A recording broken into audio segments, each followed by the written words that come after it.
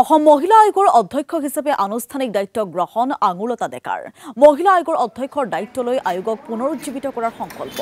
মহিলাসকলৰ প্ৰতিটো সমস্যাৰ ক্ষেত্ৰত অসম মহিলা আয়োগ কাষত থাকিব বুলি মন্তব্য আগবঢ়ায় আঙুলতা ডেকাই মহিলাসকলৰ ৰুজু হৈ থকা গোচৰসমূহ শীঘ্ৰে নিষ্পত্তিৰ বাবে আৰক্ষী সঞ্চালক প্ৰধানৰ সৈতে আলোচনাত বহিব আঙুলতা ডেকা 10 পৰা 15 দিনৰ ভিতৰত মহিলাৰ বাবে মুকলি কৰা হ'ব হেল্পলাইন নম্বৰ আৰু হোৱাটছএপ নম্বৰ নাৰী সৰবৰাহৰ বিৰুদ্ধেও বলিষ্ঠ ভূমিকা গ্ৰহণ কৰিব বুলি তেওঁ মন্তব্য কৰে আজি মহিলা আয়োগৰ অধ্যক্ষ ৰূপে দায়িত্ব গ্ৰহণ কৰিলোঁ আৰু মই সুখী আৰু মহিলা আয়োগৰ যিখিনি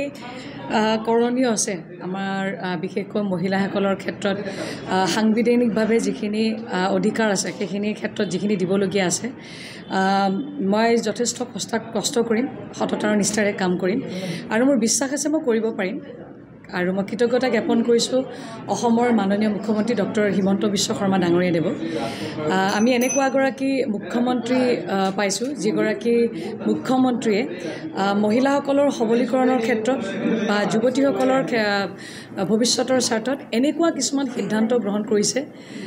যিবিলাক সিদ্ধান্ত হয়তো ভাৰতবৰ্ষৰ কোনো ৰাজ্যত কোনো মুখ্যমন্ত্ৰীয়ে আজিলৈকে ল'ব পৰা নাই